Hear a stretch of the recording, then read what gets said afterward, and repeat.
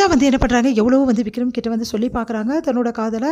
ஆனால் வந்து அதை புரிஞ்சுக்காம விக்ரம் என்ன பண்ணுறாரு, இல்லை வேதா நான் ஒய்ஃபை ஏற்றுக்க முடியாது, மின்னாலினி பண்ண காயமே என் மனசில் ஆறல அப்படின்னு நம்ம சொல்லிடுறாரு. அதை கேட்டு வேதா வந்து ரொம்ப டென்ஷன் ஆயிடுறாங்க. உன்னை வேதா வந்து இவருக்கு புரிய வைக்கணும், இவரோட மனசுலேருந்து காதலை கண்டிப்பாக நான் வெளியே எடுத்துகிட்டு வருவேன் அப்படின்னு சொல்லிட்டு யோசிக்கிறாங்க. உன்னை வேதா என்ன பண்ணுறாங்க, அமைதியாக இருக்காங்க.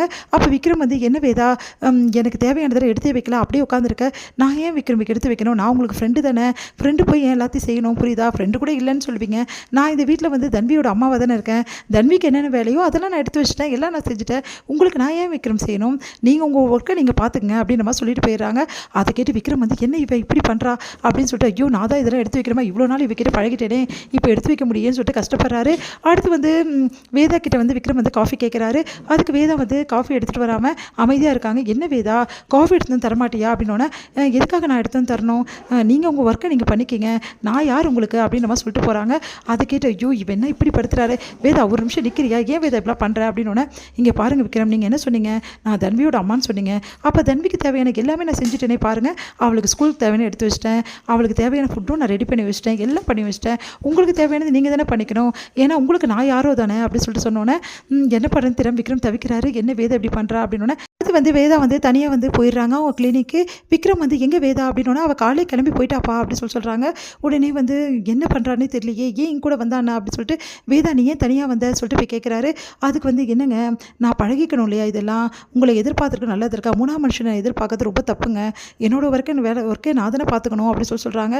என்ன வேதா ஏன் வேதா இப்படிலாம் பேசுகிற அப்படின்னு சொன்னோன்னே, வேறு என்ன நான் பேச சொல்கிறீங்க, நான் எப்படி உங்கள் கூட வர முடியும், அந்த தகுதி தான் எனக்கு இல்லைன்னு சொல்லிட்டீங்களே அப்படின்றாங்க. தொடர்ந்து வந்து வேதா வந்து விக்ரம் கூட சரியாக பேச மாட்டேங்கிறாங்க. அதனால் விக்ரம் வந்து மனசு கஷ்டப்படுறாரு. வேதா கிட்டே போய்ட்டு, சாரி வேதா நான் சொன்னதுக்கெல்லாம், அதுக்காக என்கிட்ட இப்படி நடந்துக்காது ப்ளீஸ், என்னால் இதை தாங்கிக்க முடியல, நீங்கள் மட்டும் என்கிட்ட என்ன வேணாலும் பேசலாமா விக்ரம், என் மனசை உடைக்கலாமா, ஆனால் நான் மட்டும் உங்ககிட்ட பேசாமல் இருந்தாவே நீங்கள் கஷ்டப்படுறீங்களே, அந்த மாதிரி தானே எனக்கும் இருக்கும், உங்கள் மனசில் என்னை பற்றி வந்து எண்ணங்கள் என்ன இருக்குது தெரியுமா, நான் சொல்லட்டுமா, நீங்கள் என்னை விரும்புகிறீங்க, ஆனால் அதை ஒத்துக்க உங்கள் மனசுக்கு இடம் கொடுக்கல அப்படின்னு சொல்கிறாங்க. அதை கேட்டு வந்து விக்ரம் வந்து அமைதியாக இருக்கார். சொல்லுங்கள் என்னை விரும்புகிறீங்க தானே, ஆமாம் உன்னை நான் விரும்புகிறேன் போதுமா சொல்லிட்டு பயங்கரமாக கத்துறாரு.